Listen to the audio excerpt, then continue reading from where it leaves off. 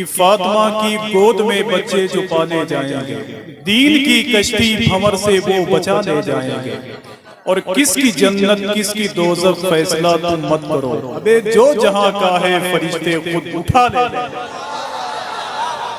किसकी जन्नत किसकी दोज़ख फैसला तुम मत करो, जो जहां का है फरिश्ते खुद उठा ले जाएंगे। सना खान रसूल मोहतरम ज़ाकिर इस्माइली साहब अल्लाह को सुनने का हम लोगों ने शरफ हासिल किया है। अल्लाह उनकी आवाज़ को और इस्तेकाम बख्शे। हिंदुस्तान की बहुत खूबसूरत आवाज़ जिसको सुन करके लोग जवान हुए हैं, वो नाम है सना खान रसूल शायर हिंदुस्तान जनाबे असद इकबाल कलकत्तवी साहब का, जो हमारे और आपके दरमियान तशरीफ फरमा है। अल्लाह उनका साया दराज फरमाए। जो हिंदुस्तान के बाहर तमाम मुल्कों का तनहा जवाब हमारे मुल्क की जानिब से जनाबे असद इकबाल साहब ही हो सकते हैं।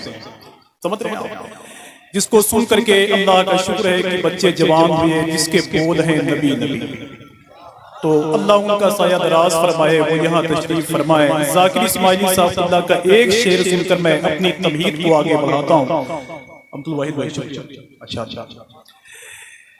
कि आज पूरे हिंदुस्तान में जो सबसे बढ़ता हुआ फितना है वो मेरे ख्याल से राफ़ज़ियत का है, जो धीरे धीरे हमारे मिंबरों तक पहुंचा हुआ है। अल्लाह इस फितने से हम सबको दूर रहने की तौफीक अता फरमाए। एक शियों का बहुत बड़ा खतीब था, वो एक महफिल में तकरीर कर रहा था। उसने कहा कि सिद्दीक़ उमर तो जबरदस्ती खलीफा बने थे।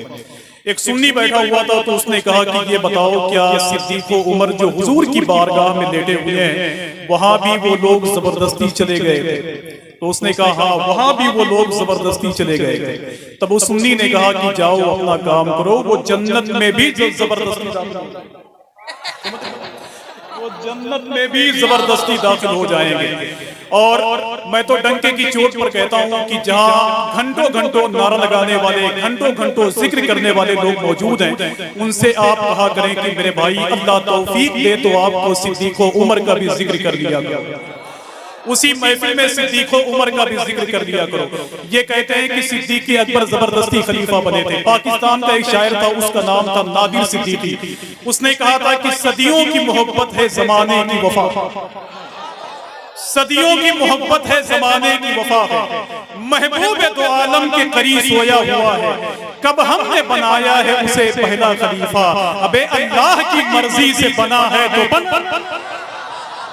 कब हमने बनाया है उसे पहला खलीफा, अल्लाह की मर्जी से बना है तो बना है। और मैं तो डंके की चोट पर हिंदुस्तान की महफिलों में कहता हूँ कि झूठा है वो मक्कार है, मौलाई नहीं है, शियों का तरफदार है, मौलाई नहीं है। सिद्दीक़ से अफजल जो कहे मौला अली को, अबे हैदर का वो गद्दार है, मौलाई नहीं है। कि सिद्दीक़ से अफजल जो कहे मौला हैदर का वो गद्दार है, मौलाई नहीं है। इतनी भीड़ है आशिकाने इमाम हुसैन की, और अजीजलपुर फर्रुखाबाद की इस बस्ती में मैं एक शेर पढ़ के जा रहा हूँ। और जो घंटों घंटों सरकारे मौलाए कायनात का जिक्र करते हैं, अल्लाह उसे तौफीक नहीं देता कि वो सिद्दीक़ उमर का जिक्र कर ले। तो मेरे ख्याल से मेरे शेर की तायीद मैं एक ही शेर बताऊंगा कि हर काम पे होशियार रहा क्यों नहीं करते। इको कम कर दें चाचा, इको कम कर। और मैं जिम्मेदारी के साथ पढ़ता हूं और देखता हूं मेरा मिंबर इंशाल्लाह बोलेगा। अगर इनके दिल में मोहब्बत है शेखैन की तो इंशाल्लाह बोलेंगे ये कि हर काम पे होशियार रहा क्यों नहीं करते। जरा हाथों को उठाएं और मिलके बोले लब्बैक या रसूल अल्लाह, और मिलके बोले लब्बैक या रसूल अल्लाह।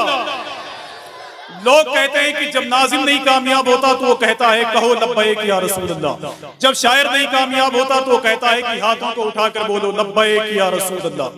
किसी ने आला हज़रत सरकार के मुरीद और खलीफा मुहद्दिस आज़म पाकिस्तान अल्लामा सरदार अहमद से पूछा कि हुजूर ये बताएं कि आप किसी महफिल में शिरकत फरमाते हैं तो कहते हैं कहो लब्बैक या रसूल अल्लाह। आप जब किसी महफिल का हिस्सा बनते हैं तो आप कहते हैं कि हाथों को उठाकर बोलो लब्बैक या रसूल अल्लाह। आखिर ये लब्बैक या रसूल अल्लाह कब तक कहलवाते रहेंगे। तो मुहद्दिस आज़म पाकिस्तान अल्लामा सरदार अहमद इरशाद फरमाते हैं कि हुजूर ने पैदा होते ही सबसे पहले हमें याद किया, अब जब तक हमारी जिंदगी बाकी रहेगी मदीने वाले। तो जरा हाथों को उठाएं और मिलके बोले लब्बैक या रसूल अल्लाह। बस अहले सुन्नत के दामन को मजबूती से थामना है आपको, और डंके की चोट पर कहो मिलके आओ कि अल्लाह ने जिसे गिराया है उसे कोई उठा नहीं सकता, और जिसे मेरा मौला उठाता है उसे कोई गिरा नहीं सकता। यार अबुल हिकम को गिराया तो अबू जहल बना दिया, और बिलाल को उठाया तो आशिकों का इमाम बना दिया। बिलाल को उठाया तो आशिकों का इमाम बना दिया। पृथ्वीराज चौहान को गिराया तो भिखारियों से बदतर बना दिया। मोइनुद्दीन को उठाया तो हिंदुस्तान का सुल्तान बना दिया। और फर्रुखाबाद की इस महफिल में कह दूं कि अल्लाह ने अशरफ अली थानवी को गिराया तो थाना भवन भेज दिया, और बरेली के इमाम को उठाया तो उनका सलाम घर घर बरेली के इमाम को उठाया तो उनका सलाम घर घर पहुंचा दिया। कि जुल्म की धूप जब जब कड़ी हो गई, छांव अहमद की उस दम बड़ी हो गई, आए मैदान में जिस वक्त अहमद रजा अच्छे अच्छों की खटिया कर। तो मैं पढ़ के दिखाता हूं, आपको इंशाल्लाह सुन के दिखाना है। जरा और भी के बोले लब्बैक या रसूल अल्लाह। सुन्नियों जितनी आवाज